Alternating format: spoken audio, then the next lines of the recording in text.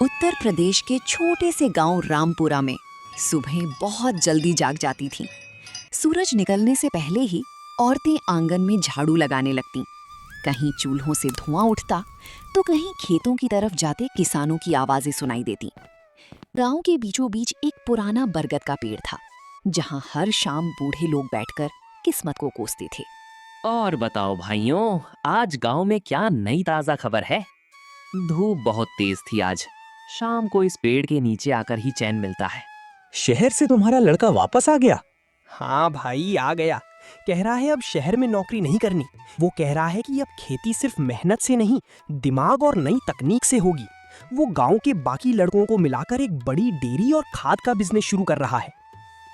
बात तो तेरी सही है। अगर गांव के बच्चे यहीं रुककर रोजगार बनाएंगे तो हमारे गांव की तरक्की पक्की है। और उसी गांव के आखिरी छोर पर तालाब के पास एक छोटा सा मिट्टी का घर था। टूटी हुई दीवारें, बरसात में टपकती छत और दरवाजे के बाहर रखा एक जंग लगा ठेला। वो ठेला था रामदास कचौड़ी वाली का। गांव में शायद ही कोई ऐसा इंसान होगा जिसने रामदास की कचौड़ी ना खाई हो। क्या बच्चे क्या बूढ़े, सब उसकी बनाई खस्ता कचौड़ी और तीखी चटपटी आलू की सब्जी के दीवाने थे। करीब 55 साल का रामदास, दुबला पतला शरीर, सिर पर धूप में पके सफेद होते बाल, चेहरे पर जिंदगी के थपेड़ों से उभरी गहरी झुर्रियां और आंखों में एक अजीब सी समंदर जैसी शांति। सालों पहले जब उसकी पत्नी सावित्री लंबी बीमारी के बाद उसे हमेशा के लिए छोड़कर चली गई थी, तब रामदास टूट गया था। लेकिन उस अंधेरे में का इकलौता उजाला बनी उसकी 10 साल की बेटी गुड़िया। गुड़िया सिर्फ रामदास की ही नहीं बल्कि पूरे गांव की लाडली थी। बड़ी बड़ी हिरनी जैसी आंखें, चेहरे पर हर वक्त तैरती मासूम मुस्कान और सूती फ्रॉक पहने हर वक्त अपने बाबा के पीछे पीछे साई की तरह घूमना। गांव में जहां एक तरफ रामदास की कचौड़ी की खुशबू और लाचारी थी, वहीं दूसरी तरफ था गांव का सबसे रईस और बेरहम इंसान, जमींदार लाला धनपत राय, जिसे पूरा गांव पीठ पीछे लाला लालची कहता था। भारी शरीर, मखमली कुर्ता, गले में सोने की मोटी चेन और उंगलियों में चमचमाती अंगूठियां। लेकिन उसका दिल सोने का नहीं, पत्थर का था। पूरे गांव की आधी से ज्यादा जमीन लाला के पास गिरवी पड़ी थी। उसकी हवेली की चौखट पर चढ़ने का मतलब था अपनी किस्मत को लाला के पैरों में रख देना। लाला के लिए इंसान की कोई कीमत नहीं थी। उसकी नजर सिर्फ सामने वाले की जेब और उसकी जमीन पर होती थी। लाला जी, इस बार सूखा पड़ गया, फसल पूरी बर्बाद हो गई, घर में दाना तक नहीं है। मेरी पोती ब्याहने लायक हो गई है लाला, रहम करो। इस महीने का ब्याज छोड़ दो, अगली फसल पर पाई पाई चुका दूंगा। अबे ओ बुड्ढू, रहम की भीख मांगनी है तो मंदिर के बाहर जाकर बैठ। ये लाला धनपत राय की हवेली है, कोई खैरात खाना नहीं। फसल मरे या तू मरे, मुझे मेरा ब्याज आज और इसी वक्त चाहिए। तेरी जमीन के कागजात जब्त कर लूंगा। आए बड़े ब्याज माफ कराने। इस गांव का एक एक पत्ता मेरी मर्जी से हिलता है। जो लाला की तिजोरी नहीं भरेगा, उसे इस गांव में सिर छुपाने की जगह भी नहीं मिलेगी। वो गरीबों को उधार देता, फिर बदले में उनकी जमीन, उनके जानवर, यहाँ तक कि उनके घर तक ले लेता। सुबह का सूरज अभी ठीक से उगा भी नहीं होता था कि रामदास कचौड़ी का मसाला तैयार करने और भट्टी सुलगाने बैठ जाता। कढ़ाई से उठता हुआ धुआं और मसालों की महक पूरे घर में फैल जाती। तभी अपनी छोटी छोटी आंखें मलते हुए पैरों में पायल छनकाती गुड़िया दौड़कर उसके पास आ जाती। वो रोज बाबा को अकेले इतनी मेहनत करते देखती तो उसका मासूम दिल भर आता। बाबा, रोज आप अकेले सारा काम करते हो, लाओ आज मैं आटा गूंद देती हूँ। अरे नहीं मेरी गुड़िया रानी, अभी तेरे ये छोटे छोटे हाथ आटा गूंथने के लिए नहीं, स्कूल की स्लेट पर क ख ग लिखने के लिए हैं। हाथ खराब हो जाएंगे, फिर मैडम डांटेगी ना। आप हमेशा मुझे छोटी बच्ची समझते हो। देखना बाबा, जब मैं बड़ी हो जाऊंगी ना तो बहुत बड़ी दुकान खोलूंगी। आपको इस गरम भट्टी के सामने बैठना ही नहीं पड़ेगा। मैं खुद कचौड़ी छानूंगी और आप राजा बाबू की तरह बस कुर्सी पर बैठकर पैसे गिनना। फिर मैं आपकी पूरी मदद करूंगी। बस तू पढ़ लिख जाए बिटिया। मेरी जिंदगी तो इस ठेले और धुएं में ही कट गई। पर मैं नहीं चाहता कि तुझे भी मेरी तरह जिंदगी भर ये भारी ठेला खींचना पड़े। तेरे हिस्से में मुझे खुला आसमान लिखना है।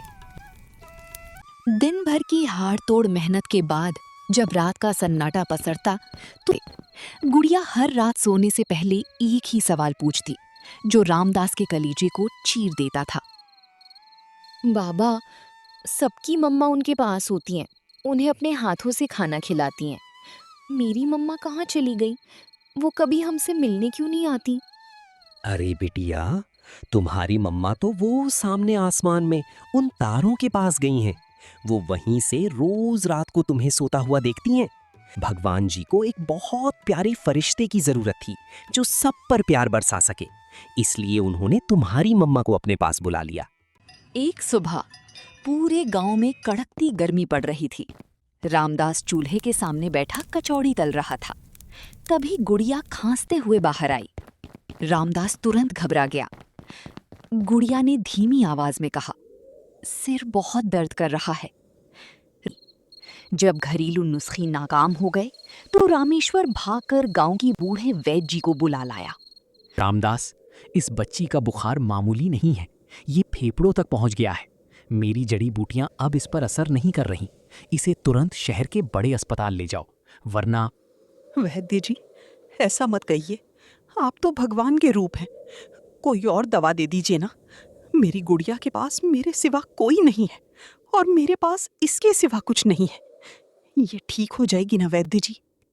मैं समझ रहा हूँ रामदास, लेकिन शहर के डॉक्टर के पास बड़ी मशीनें हैं, वही इसे बचा सकते हैं।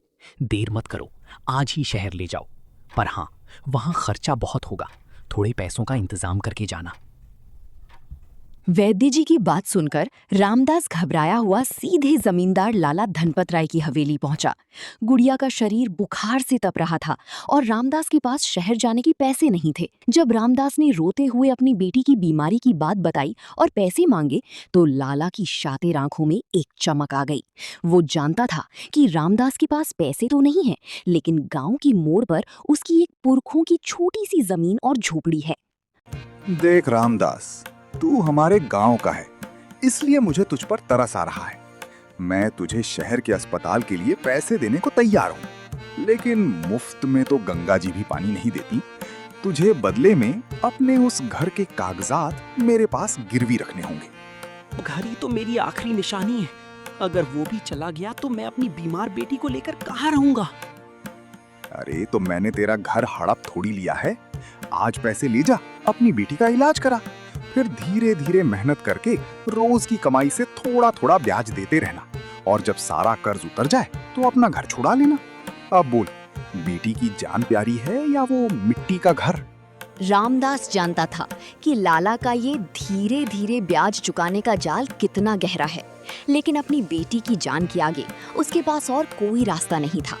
उसने भारी मन से अपने घर का सौदा स्वीकार कर लिया। धीरे धीरे गुड़िया की हालत में सुधार होने लगा।